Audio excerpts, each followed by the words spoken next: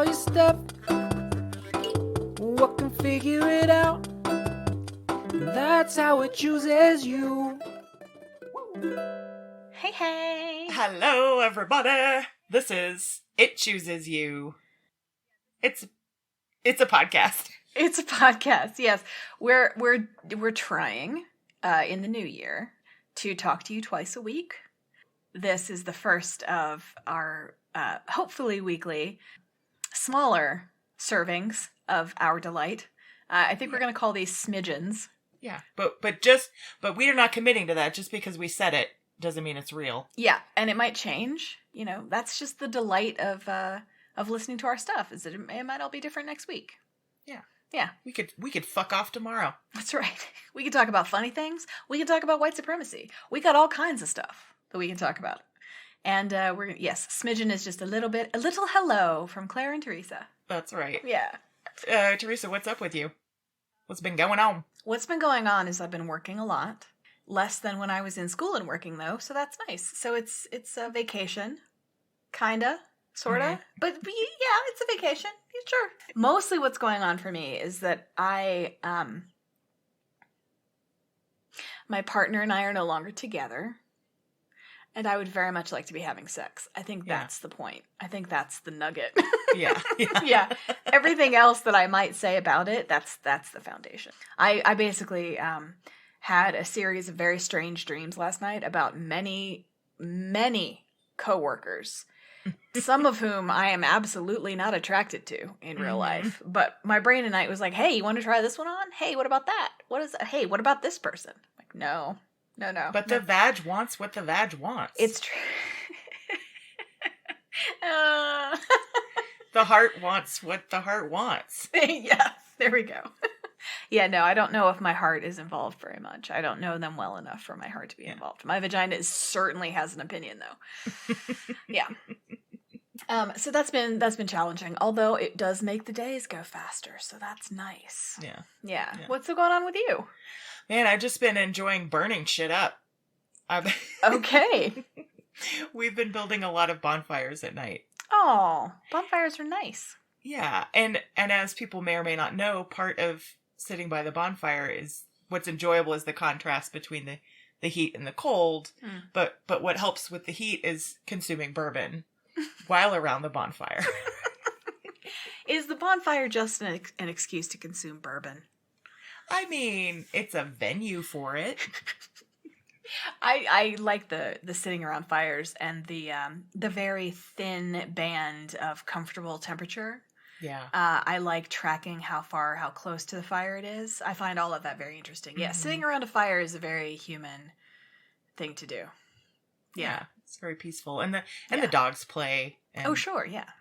It's wonderful. Yeah. So that's what we've been doing. It's sort of embracing the winter and getting our hearth on. Yeah. Well, it's Yule, right? It's the light. The light is returning now.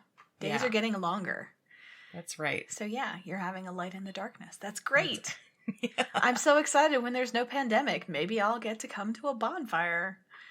We talk about it a lot. We're like, when this thing is over, we're inviting Tim and Claire over for dinner, and we're going to make them all the foods, and we're going to play all the games. And just like, when the war is over, that's what we'll do. Yeah. You know? I mean, just so everyone knows, if you're ever invited to Teresa's for games, she provides the best snacks. Like, there's always at least 2 kinds of cheese. Then there's like salami, usually some kind of tasty bread, and maybe crackers. Yeah. I take what's important to me and I provide it to others. Yeah. Yeah. Like, I need at least 2 kinds of cheese and at least 1 kind of cracker at every party I go to. Yeah. So I bring them just to make sure they're there. Right. You're not fucking around. That's right. Yeah, I love putting together a cheese board more than I thought I would. It doesn't. It's not something I grew up with. It feels very bougie and delightful, and I love putting one together. Well, and what's wonderful about it is you don't have to really make anything. That's so right. It's not really. It's about just your taste. It is, right. So it's like I put this together. It's like having other people do the work and just sort of, I'm curating. Direct it. Yeah, exactly. That's right. Yes. I didn't make the cheese or the crackers or the fig jam or the grapes or the walnuts. Yeah. I opened packages of those things and arranged them in a pleasing formation on a tray. Yeah. Yeah. Well, upcoming, the cheese episode. I'm not kidding. No, you don't kid. I think this might be your assignment. This is actually next smidgen. Next smidgen will be the cheese smidgen. A smidgen of cheese. That's right. I could talk about cheese all day. I could talk about cheese almost as much as I could eat it. Well, so today the topic is not cheese, though it will be soon. The topic is palate cleansing video games. Ah, wait. So what is your palate dirty from? That's Right. always my first question. Sure. And I love that you asked that because that's exactly where I started with this, which is I love a good story in a video game. I love an immersive story like Assassin's Creed Odyssey, Yes. like The Last of Us. In fact, for Christmas, I got The Last of Us Part 2, and I have not even unwrapped it because it's going to be a thing. Yeah.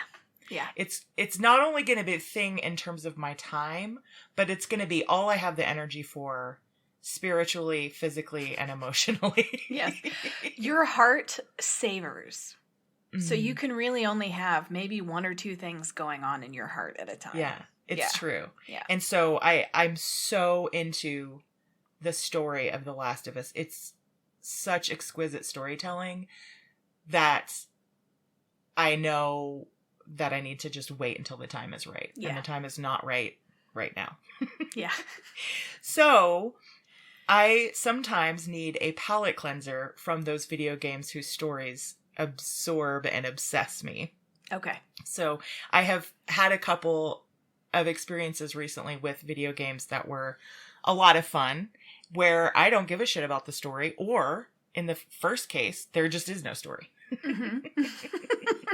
I feel like sometimes, I play Assassin's Creed in a way that the story is fully secondary. Like, my way of playing Assassin's Creed is all about money and gear and stabbing asses. And having sex. I have not had the opportunities to have sex in that game that you have had. I swear to God, I don't know where I went wrong, but nobody wants to get it on with me. I haven't fucked forever in that game. Are you flirting? Oh, all the time. Every Okay. time it's an option I do, and it just never gets anywhere.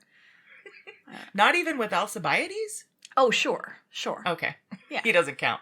No, he doesn't count. He's a slut. Yeah. Yes. His time is, his regard is of no value. He gives it to lots and lots of people. That's true. Anyway, That's true. sorry. It's not about me. You're fine. This is not about me. So the point is that sometimes it's nice to play a game where there's no stakes whatsoever emotionally. So the first game is actually just an app you can get on your phone. It's called Hidden Folks. Okay. Is that with an X? It sounds like it's with an X. No, I paused because there was no X. It's just called Hidden Folks, Folks. Okay. So Hidden Folks is a game that's a charming seek and find app. It's a little bit like Where's Waldo? So you're presented with a picture that you can scroll through, and you've got to find certain characters and certain objects within that world. That's fun. Yeah, there are scenes that are set in the jungle, on the beach, in the city, in the desert, on a river, and basically you're just looking through and trying to find these specific objects that are listed at the bottom of your screen and characters. So the aesthetic is black and white, sort of doodle world. Mm-hmm. The figures are more advanced than a stick figure. They're very charmingly drawn, but they're not complex images. So they tend to look similar from a distance. So you really got to search through.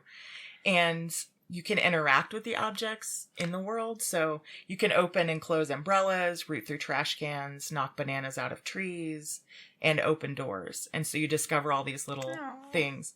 And So it's very sweet.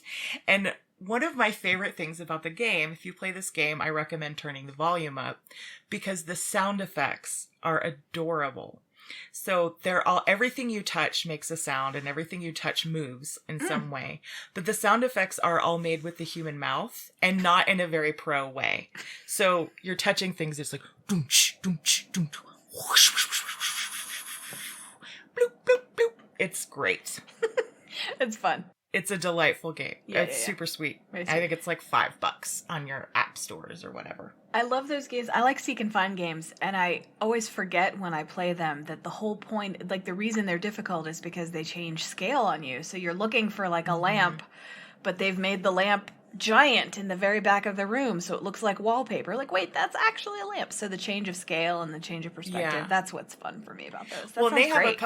a couple of levels that are the desert where there's actually lots of negative space, and those are the hardest. So That's so cool. That's it's awesome. it's a fun little world. Nice. The second palate cleansing game was something I got for Christmas, which is marbles. It's just marbles. Okay. Which is Marvel's Spider-Man for the PS4 and PS5. Oh, okay. Fun. So this game is on the list of several, big gaming magazines as like the best game of the year. I don't know about that. Like that's, I got nothing against it, but I don't know that I would categorize it as the best game of the year. But just know that some people think that. It's got to count for something. Mm-hmm. I don't really care about Spider-Man. Yeah, I don't either. No offense to anyone. Tom Holland seems nice. Yeah, I'm not going to get in that argument with anybody about like how cool Spider-Man is. I'm just saying for myself. Yeah. I'm super not into Peter Parker's story. Like I don't dislike it. I just don't care. But that's what's been made this game so great for me because I'm not attached to the story in any way. Mm-hmm. My heart is free. But Spider-Man fans will probably seriously get into the story. What's so fun about this is it's the kind of game where you can not know what the fuck you're doing and just smash buttons and you'll still accomplish things. Yay! My favorite kind of fight game. Can I just throw the controller at the wall and that'll work? Great. Oh, yeah, you'll probably beat, whatever bad guy. Awesome. That's what I need. No, it's just, there's always, I feel like with every game, and especially as remote controls and games get more complicated, there's a good, at least 8-hour window where you don't quite know what you're doing when you're playing. Oh, sure. Right? Yeah, exactly. In Assassin's Creed, I was like, I don't know how to not be on this boat. I don't want to be on this boat. I can't find a port. I need to be on this island. How do I get off this boat? Yeah. And it's just a fucking dismount button like it is on every other Assassin's Creed game, but I couldn't figure out which one it was for a really long time. And I was like, oh, I can just leave, thank God. Right. I was complaining. I was like, I seem to have to be on the boat until we get to a dock. Does that seem right to you? And he's like, no, it does not. I'm like, I can't figure it out. Yeah, okay. Great story, right? Yeah, it's going at the top of the show. Primo. Shit. Hey, we're not video game critics. That's true. Of all the things we are not that the most. And as we discovered in this week's earlier episode, we are also not mountaineering. Yeah. Mountaineers. What is abseiling? It's fine. It's fine. So the fight mechanisms in Spider-Man are fantastic and entertaining. You can swing objects and slam them into the bad guys. Mm. You can kick villains into the air and then jump up and assault them. Cool. Yeah. You can web them against walls. You can web them so that they're sort of in stasis until you can get to them. You can sort of incapacitate. If there's like 6 bad guys, you just web them. And then fight. Yes. Yeah. The most exhilarating and joyful thing about the game is just moving through the city. Mm. So in the films, obviously, there aren't many superheroes that have a particular way of moving through the world other than like flight, Yeah. But Spider-Man is so known for that. He's swinging, he's webbing, he's swinging from building to building. And I've always watched it in the films and it's thrilling in the way that watching a film is. But for some reason, when controlling it yourself, there's just a deeper sense of exhilaration that happens. Mm-hmm. So you can web and swing from building to building. You can run up buildings, but you can also launch yourself from point A to point B with a web. So you're just, for short distances, rocketing through space in the city. And of course, the world that they've created is incredibly rich. And so you've got the city world, but nothing, when you're moving through the space, nothing really bad can happen. Mm. So you're just, like, cars even will, like, stop, not hit you. Nice. So it's just a very freeing and playful way of moving through the cityscape. That's really fun. That's super fun. That is something that Spider-Man has that I don't think any other superhero has, which is he's definitely between like normies who walk and superheroes who fly. Right? Yeah. Like he has to use the buildings. He's still tethered to the ground, right? Yeah, he's anchored to reality in some way. Yeah, exactly. Mm-hmm. I should also just put it out there that there's some science-y and kind of puzzly mini games within it. Which there's like some where you have to, you have a volt of electricity here and a channel here, and you have to connect them. You make a circuit. You make a circuit, but you only have certain pieces and a certain number of them. There's also, I believe, a section where you have to check email, which is really my pet peeve in video games. Yeah, please. And Assassin's Creed Odyssey has this shit. God. I'm like, do not make me read I don't Lila's care emails. about the office politics. Do I care what color you paint the walls at the new lair? I don't. Come on. It is too real. I don't want that shit. I do wanna this all escape. day. This is not what... No, I don't come here for this. Yeah, it's the same thing. Like, sometimes I feel like they're just handing me a list of shit to do, which is why I go rogue and then just like, I'm just going to climb to the top of this mountain now because I don't feel like doing any of that. Yeah. Yeah. No, what I will say in Spider-Man, what they've done is there is some of that content that you can actually skip. Oh, thank God. So yeah. But it's a really fun game and just low stakes. Have a good time. Nice. So those are my recommendations for video game palate cleansers. Thank you. Those are both very exciting. Yeah. Yes, I like what you've said about both of those things. I'm particularly interested in getting a new game on my phone. Yeah. Because we all need more ways to kill time. Yes, because I can't have any sort of sustained deep thought. I have to distract myself at all times. So when Candy Crush is no longer enough, try Hidden Folks. I got rid of Candy Crush because I recognized that I was wasting my fucking life. Yeah, me too. I played for about 3 months, and then I was like, I can't. This is all I do now. Yeah, I needed something that was going to provide me with reliable and closely spaced dopamine hits, and it did that. It served its purpose for sure. But yes, I'm trying to work on developing other ways of getting those. Right. See also having sex with coworkers. There you go. Yeah. Bringing it back around like a pro. Looping it around. Or if nothing else, at least in Assassin's Creed Odyssey. Come on. Yeah, I mean, if anyone will fucking flirt with me, sure. You're just like, my crew is full of people I've slept with. Like, how? How is your crew full of people you've slept with? Because I'm stupid. That's how. Because you're like, hey, this was fun. Do you want to join my crew? Yeah, I thought about, I think I said it to you, like, what am I thinking? They're gonna talk. Yeah. This can't be good for old Cassandra. I think we called it Real World Adrestia. Yeah, you did. All right, well, thank you. I'm excited to check those out. Yes. Yay! All right, everybody. We will see you soon. Talk to you soon. Bye. Bye-bye. Testing. Great. Thank you for listening to It Chooses You. Your hosts are Teresa Sparks and Claire Patton. Our theme song is by Bobby Dart. If you'd like to get in touch with us, drop us an email at itchoosesyoupodcast@gmail.com.